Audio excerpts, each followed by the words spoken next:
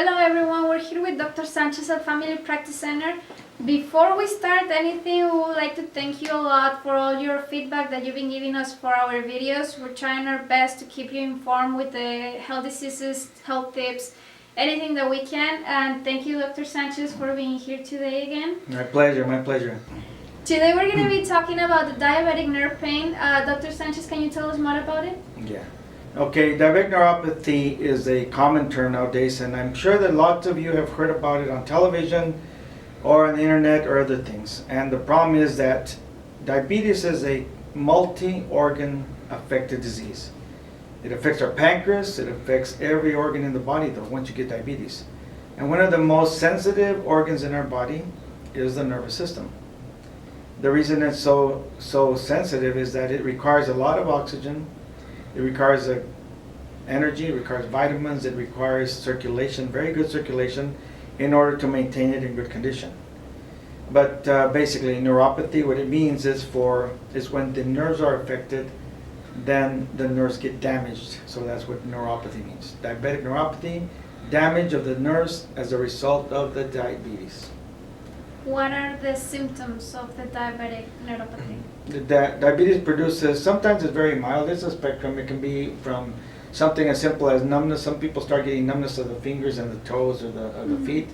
Some get burning sensation, like burning, and others get like shocks or, what did they say, like tingling sensation in the feet and the hands. Yes. And it affects them now. Some, in the extreme cases, they get severe pain. Some people have intense pain. We had people that almost want to cut their feet off because it hurts so much. Those are the extreme cases of neuropathy. Mm-hmm. Now, what we want to avoid in all diabetics, if you have diabetes, is that extreme case of neuropathy. Some people will get mild case of neuropathy and that just happens. But you want to stop it, and the way you stop it is by controlling the diabetes. You want to control the sugar and make sure that you don't get, lose the weight and eat properly and do everything you need to do to keep the sugar levels down. When we check diabetics, you probably heard about it, your doctor, or at least in our clinic, we order the A1c. It's called the Hemoglobin A1c. The reason it's called Hemoglobin A1c because we check the sugar, the glucose level, as it is combined inside the red blood cells with the hemoglobin. The hemoglobin is the red part of the blood, so that's what gives it red. And it's made out of a protein called hemoglobin, and every molecule of hemoglobin has iron, has a molecule of iron. So as the red blood cell circulates through our lungs, it picks up oxygen because the iron oxidizes. Picks up oxygen goes into the red blood cell, and then the body takes that all over the body. The red blood cells take it all over the body through the circulation. And then it lets go of the oxygen where there's no oxygen, where it's needed. Then the cells come back to the lungs, but through the circulation, it picks up some more oxygen. So you have the oxygen in the red blood cell, and then it empties it out, gets rid of it, comes back for more, and lets it go. That's just the way it works. So it's a continuous process. That oxygen is very important. All the cells of the body need oxygen, but the nervous cells, the nervous system cells, are very sensitive to changes in oxygen. Now, when you have a lot of sugar in the blood, in the serum, it eventually gets inside the red blood cells because they're floating around the serum. And so that's what makes the A1c go up.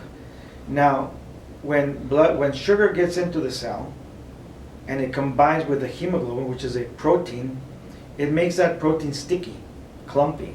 Normally proteins are very slippery, but once you add sugar in it, like honey, it basically becomes thick and sticky.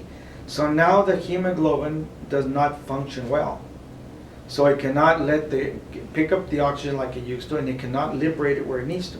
So the effect is that your nervous cells, your nervous system starts suffocating. You don't feel much initially, but when the process is day after day, 24/7, the nervous cells eventually start damaged. They get damaged, and then people start having this numbness and all these other symptoms because the nervous cells are either they die or they get sick, they get inflamed and sick. And so that's the reason. So now very few people actually know this, because nobody explains it to the patient, but we like to tell patients what's going on. The key is what? How do we avoid neuropathy? Well, visiting your doctor is just part of it. But what you want to do, visiting your doctor, that he's going to tell you to control what? The diet. You need to control the diet, and you need to do exercise. Exercise helps everything, okay, especially in diabetics. So you want to get the sugar down as low as it can be normal, okay? I'm not hypoglycemia, but you want to get it down to normal levels as best as you can. And it depends a lot on the food you eat and the amount of exercise you do or the lack of it. You don't do exercise, sitting all day on a couch, watching TV or the novelas, that's not good for diabetes. What are the treatments that are there for the diabetic neuropathy? Very good question. Okay, after the most important, like I said in the other tape, is prevention, okay? Control your diet and exercise and your weight. Keep that weight down. But once you have the disease, what are you going to do about it? Well, thank God that we have some drugs that they're not absolutely very new. They've been around a while, but relatively new. One of them is called Lyrica. These kind of medications, what they do is they help decrease the symptoms of diabetic neuropathy. And so we have that. There's vitamins and other stuff that we give. Vitamin B complex is very important for the nervous system. A lot of diabetics have difficulty with the vitamin B. Okay, so we try to keep them healthy, lots of vitamin Bs, and then we give this Lyrica, which is a medication that helps stop those symptoms, decrease the symptoms. It does not heal it, okay? You cannot heal and cure diabetic neuropathy. Very important, you cannot cure the disease. So what it does, it controls the symptoms and makes it tolerable. But again, the basics are basics. You need to control the sugar. You need to do exercise. You need to lose that weight and be healthy. One of the things that they probably want to know is how is that you diagnose the diabetic neuropathy? Okay. The basic diagnosis is made clinically. If the patient has the symptoms and the signs, most likely he has diabetic neuropathy. First of all, if you don't have diabetes, you can still have neuropathy. There's chemical neuropathy. There's neuropathy that are drug-induced. There's neuropathy that occur as a result of toxicity, poisons, people that work in certain fields. But the diabetic neuropathy, when you have a history of a person being diabetic for a while, and it doesn't hit you right away. It lasts, you get the disease after you've been diabetic for a while, and you have these symptoms that we just discussed, the numbness, the tingling sensation, and then pain and things like that. And then there is ways to diagnose it. We have equipment, there's technology that we use. There's one called the TM flow that we use in our office. There are nerve conduction studies that will detect how the nerves are functioning. Because when the nerves don't function well, the electricity doesn't get to the end point quick enough. So we measure those velocities, and that gives us an idea of what's going on.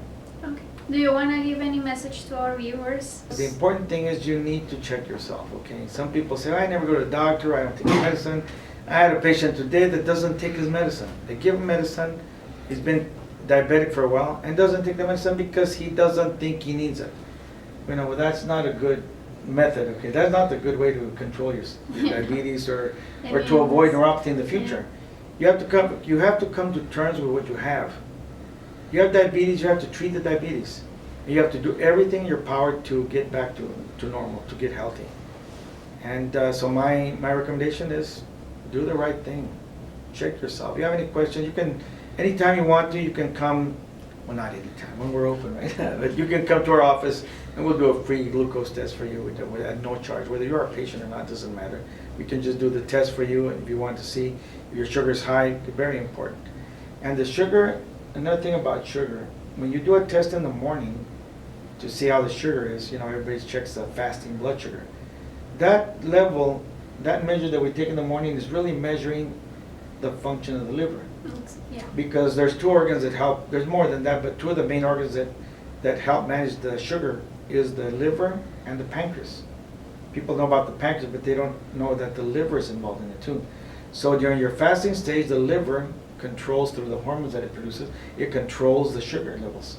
Okay. At night when you're fasting, the pancreas, on the other hand, controls the sugar levels when you eat during the daytime.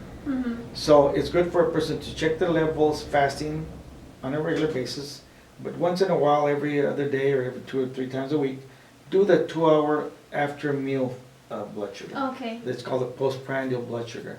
After you eat, check it 2 hours later to see how that is. That will tell us how the pancreas is functioning or handling the food and the sugar content. Okay. Yeah. It's important. So we can check on overall health. Yeah. Yeah. Okay, well, thank you very much, Dr. Sanchez. You're welcome. You're welcome. And as he said, if you have any questions, if you need to consult, you can come with us Monday through Friday from 8 to 5 You can call our office to set up an appointment, 956-668-0044.